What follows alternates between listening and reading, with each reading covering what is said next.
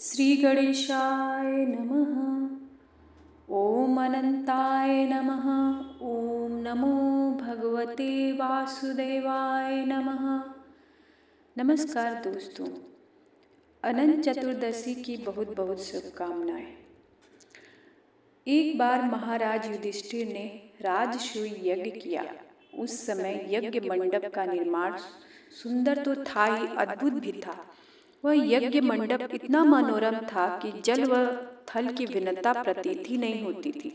जल में स्थल तथा स्थल में जल की भांति प्रतीत होती थी।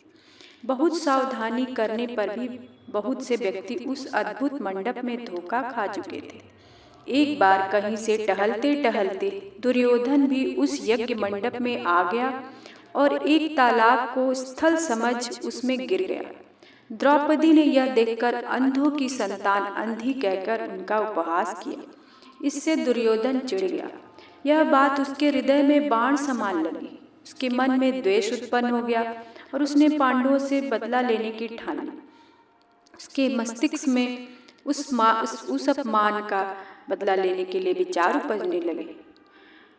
उसने पांडवों को दूत क्रीड़ा में हराकर उस अपमान का बदला लेने की सोची। उसने पांडवों को जुए में पराजित कर दिया। पराजित होने पर प्रतिज्ञानुसार पांडवों को 12 वर्ष के लिए वनवास भोगना पड़ा। वन में रहते हुए पांडव अनेक कष्ट सहते रहे।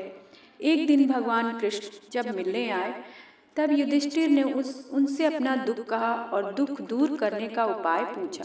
तब श्री कृष्ण ने कहा, हे युधिष्ठिर, तुम विधि पूर्वक अनंत भगवान का व्रत करो। इससे तुम्हारा सारा संकट दूर हो जाएगा और तुम्हारा खोया राज्य पुनः प्राप्त हो जाएगा। प्राचीन काल में सुमंत नाम का एक नेक तपस्वी ब्राह्मण था। उसकी पत्नी का नाम दीक्षा था। उसकी एक परम सुंदरी धन परायण तथा ज्योतिर्मयी कन्या थी जिसका नाम सुशीला था। सुशीला जब बड़ी हुई तो उसकी माता दीक्षा की मृत्यु हो गई। पत्नी के मरने के बाद सुमंत ने कर्कशा नामक स्त्री से दूसरा विवाह कर लिया। सुशीला का विवाह ब्राह्मण सुमंत ने कौंडिन्य ऋषि के साथ कर दिया। विदाई में कुछ देने की बात पर कर्कशा ने दामाद को कुछ ईंटें और पत्थरों के टुकड़े बांधकर दे दिए। कौंडिन्य ऋषि दुखी हो अपनी पत्नी को लेकर अपने आश्रम की ओर चल दिए, परंतु रास्ते में ही रात हो गई।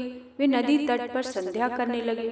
सुशीला ने देखा वहां पर बहुत सी स्त्रियां सुंदर वस्त्र धारण कर किसी देवता की पूजा कर रही थी। सुशीला के पूछने पर उन्होंने विधि पूर्वक अनंत व्रत की महत्ता बताई।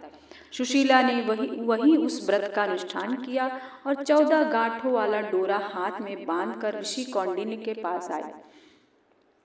कौंडिन्य ने सुशीला से डोरे के बारे में पूछा तो उसने सारी बात बता दी। उन्होंने डोरे को तोड़कर अग्नि में डाल दिया। इससे भगवान अनंत जी का अपमान हुआ।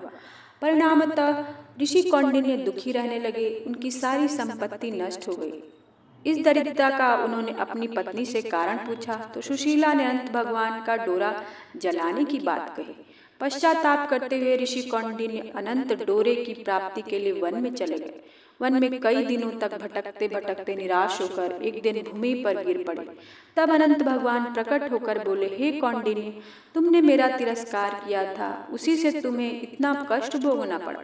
तुम दुखी हुए, अब तुमने पश्चाताप किया है, मैं तुमसे प्रसन्न हूँ। अब तुम घर जाकर विधि पूर्वक अनंत व्रत करो। 14 वर्ष पर्यंत व्रत करने से तुम्हारा दुख दूर हो जाएगा। तुम धन धान्य से संपन्न हो जाओगे। कौंडिन्य ने वैसा ही किया और उन्हें सारे क्लेशों से मुक्ति मिल गई। श्री कृष्ण की आज्ञा अनुसार युधिष्ठिर ने भी अनंत भगवान का व्रत किया, जिसके प्रभाव से पांडव महाभारत के युद्ध में विजयी हुए तथा चिरकाल तक राज्य करते रहे। ओम नमो भगवते वासुदेवाय नमः।